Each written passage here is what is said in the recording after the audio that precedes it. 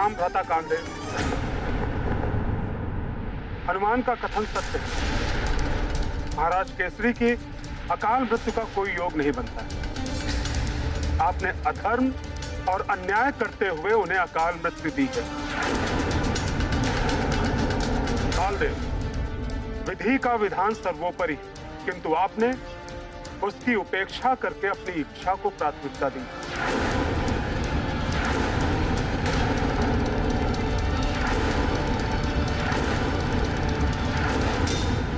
मैंने जो भी किया है शनिदेव, अपने अधिकार का प्रयोग करते हुए किया है, नियम के अनुसार किया है। काल ने नियम का पालन सदैव कठोरता से ही कराया है। नियम है तो यम है।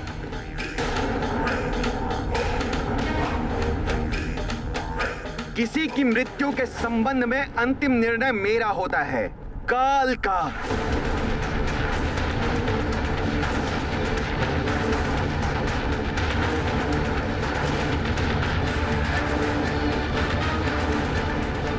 मेरे इस अधिकार क्षेत्र में किसी का भी हस्तक्षेप करना अनुचित है शनिदेव।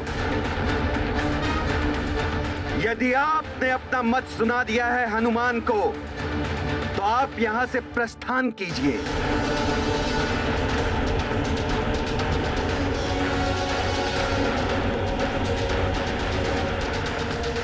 क्योंकि यह प्रकरण मेरे और हनुमान के मध्य है।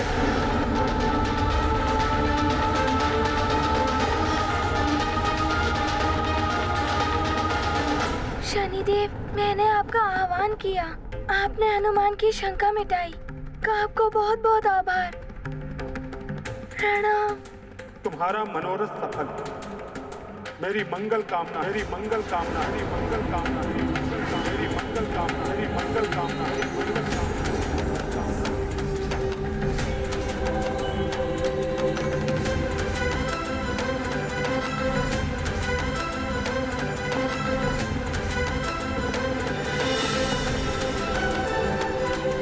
हनुमान, तुम्हारा भी अब यहां कोई कार्य नहीं है। तुम यहां से जा सकते हो।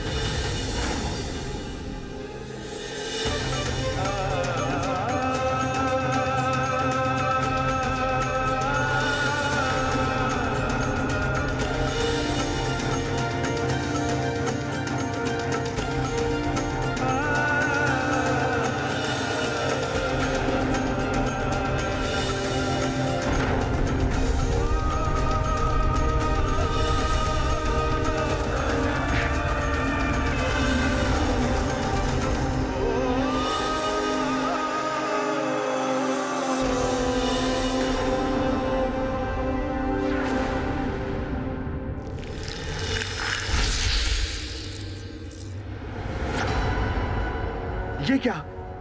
केसरी जी की मृतदेह कहां गई? राक्षसों ने पुनः माया का प्रयोग किया। ये कैसे हो गया? कैसी अभागिन हूं मैं, आपकी रक्षा भी नहीं कर पाई स्वामी।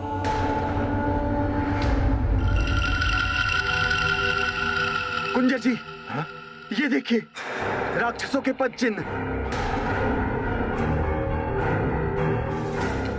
वे अधिक दूर तक नहीं गए होंगे। मेरे स्वामी को नहीं ले जा सकते राक्षस।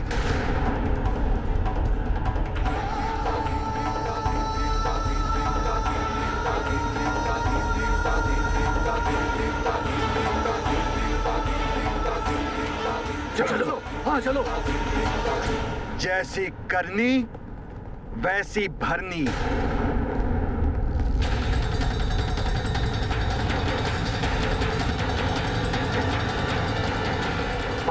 केसरी के जीवन की श्वासें अभी शेष हैं। उन्होंने तो जीवन भर सदैव सत्कर्म ही किए, अतः उनकी श्वासें कम करने का कोई आधार नहीं, कोई आधार नहीं।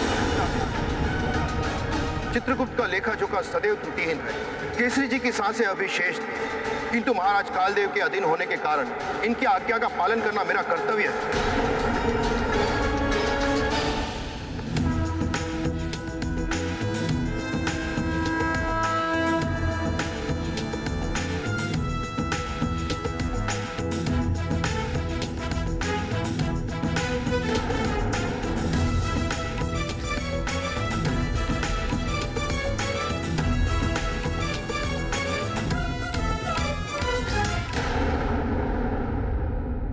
कालदेव, किसकी करनी और किसकी भरनी? अब इस प्रश्न का भी उत्तर चाहिए मुझे। पुत्र की करनी और पिता की भरनी।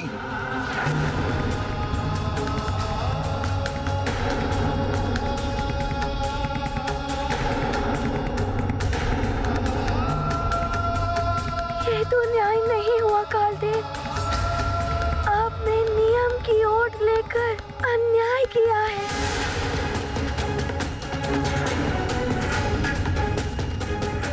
हनुमान, न्याय और अन्याय की परिभाषा क्या है, यह अब मुझे तुमसे सीखनी होगी। अर्थात आप अपने द्वारा दिए गए न्याय को अभी भी उचित मान रहे हैं। उचित ही किया है मैंने। शनिदेव तो क्या सारा ब्रह्मांड भी आ जाए तब भी कालदेव का नियम परिवर्तित नहीं होगा।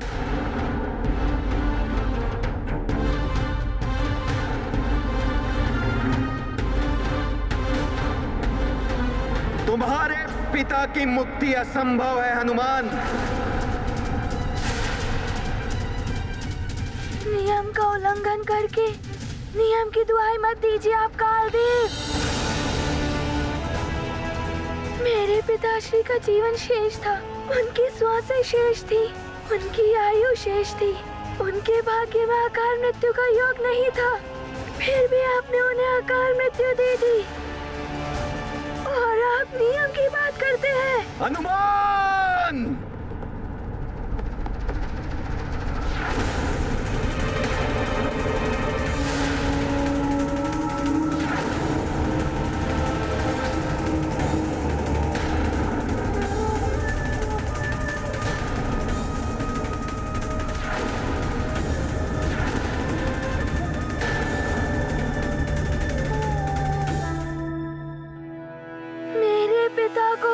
जीवन मिलेगा और उन्हें जीवन देंगे आप कालदेव।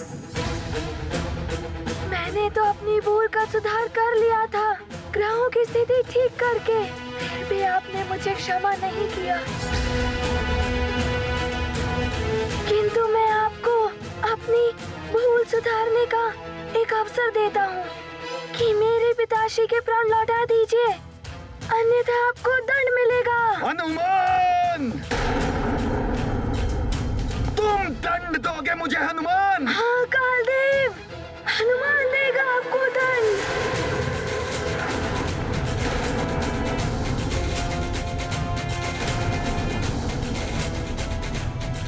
कालदेव को दंड देने वाले तुम होते कौन हो? वो पुत्र जिसके पिताश्री के साथ अन्याय हुआ है, और अन्यायी को दंड देना धर्म संगत एवं न्याय है। कदाचित तुम्हारी मति भ्रष्ट हो चुकी है हनुमान, जो मेरे ही भवन में आके मुझे दंड देने की बात कर रहे हो। अब तुम्हारे इस उदंडता का दंड मैं तुम्हें दूंगा।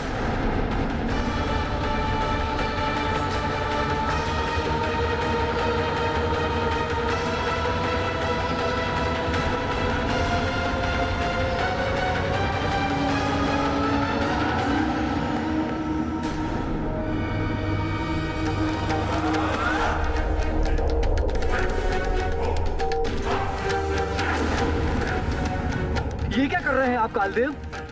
शांत हो जाइए।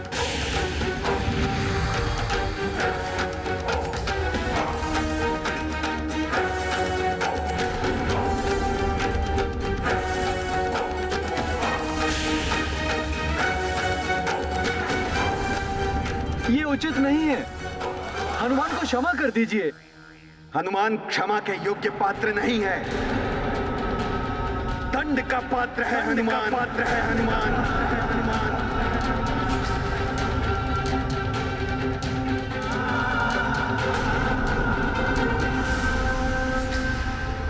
ये क्या होने जा रहा है? हे देवेश्वर, मेरे कारण मेरे पुत्र के प्राण संकट में पड़ जाएंगे। मुझे नहीं चाहिए मेरे प्राण। मेरे पुत्र के प्राणों की रक्षा कीजिए। हनुमान, मैं तुम्हें इसी क्षण तुम्हारे पिता की भांति अकाल मृत्यु दे सकता हूं। प्राण हर सकता हूं मैं तुम्हारे। कालदेव, मुझे मेरे प्राणों की कोई चिंता नहीं। बस आप मेरे पिताश्री का जीवन लौटा दीजिए। उन्हें पुनः जीवित करना होगा आपको। बस हनुमान, तुम्हारे इस बाल हट ने तुम्हें पुनः दंड का पात्र बना दिया है। मेरा अपमान कर मुझ कालदेव को आदेश देने का दंड तुम्हें अवश्य मिलेगा।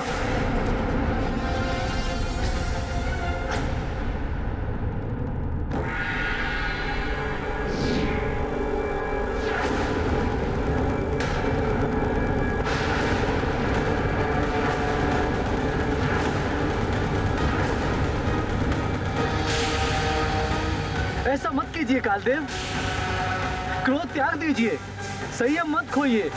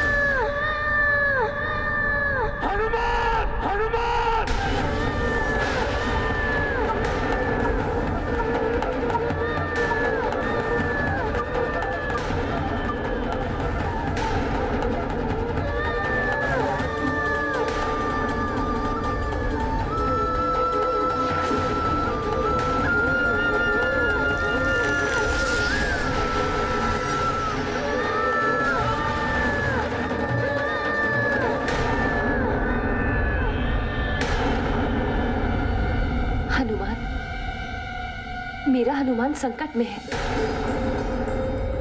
अंजना, क्या हुआ महारानी जी? हे प्रभु, मेरे पुत्र की रक्षा करना। उसे मेरे पति के प्राण वापस लेकर आने हैं।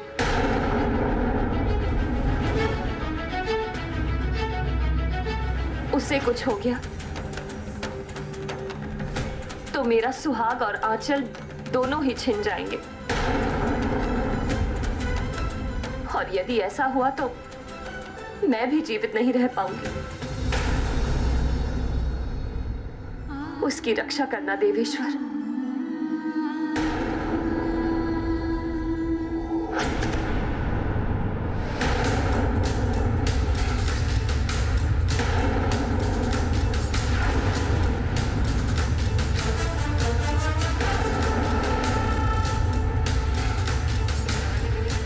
ये तो बड़ा ही अनर्थ कर दिया है कालदेव। ये क्या अनर्थ कर दिया महाराज? काल का दंड मृत्यु का प्रहार है और आपने हनुमान पर काल दंड से प्रहार किया। कदाचित आप ये भूल गए कि भगवान शिव ने हनुमान को चिरंजीवी होने का वरदान दिया था। मेरे कार्य में बाधा लाने पर ऐसा ही दंड मिलता है। नियम है तो यम है।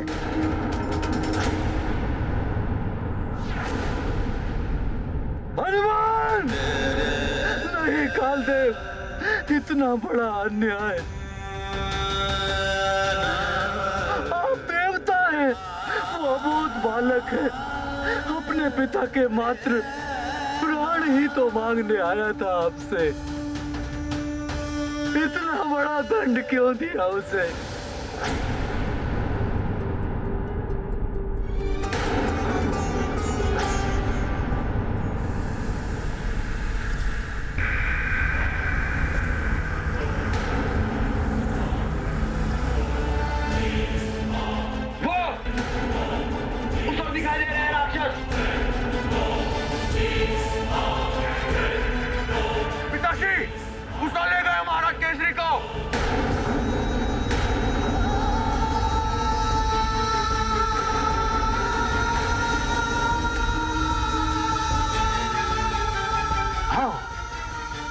दिखाई दे रहा है कुछ।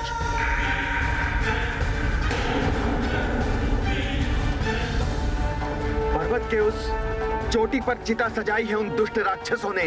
चलो, हमें शीघ्र ही उन्हें रोकना होगा, अन्यथा वो केसरी जी की देह का अग्निदाह कर देंगे।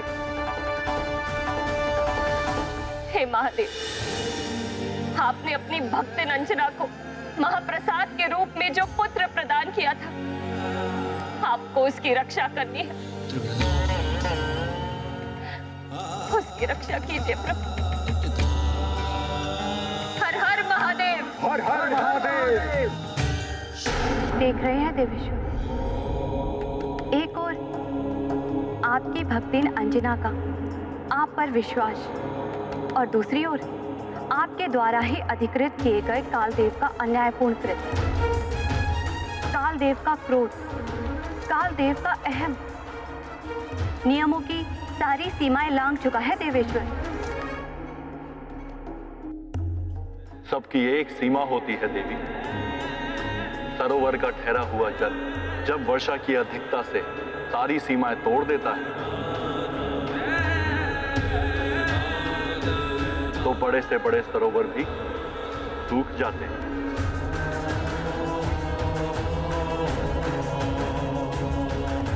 सीमा उल्लंघन का दंड सबको मिलता है, फिर चाहे वो देव हो, दानव या फिर मानव।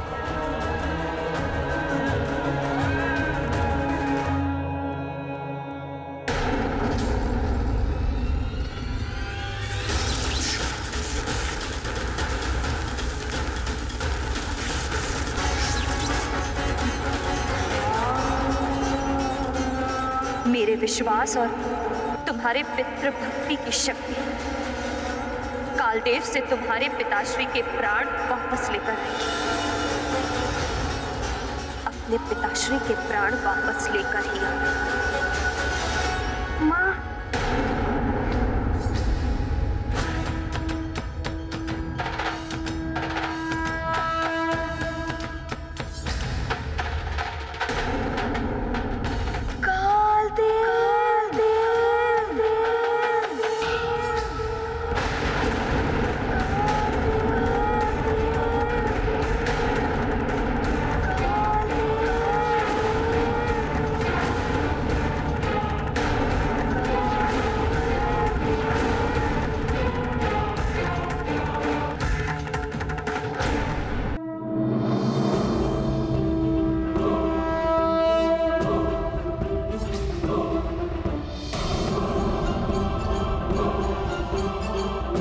तो काल दंड के प्रहार से भी बच गए तुम। इससे भी बड़ा दंड दूंगा तुम्हें हनुमान।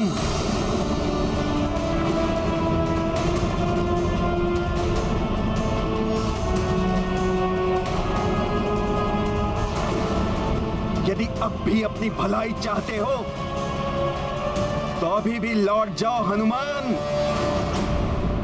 रुक जाओ राक्षसों, हम तुम्हारे छल का उत्तर बल से देंगे। चलो सैनिकों, शीघ्रता से चलो। रुकिए,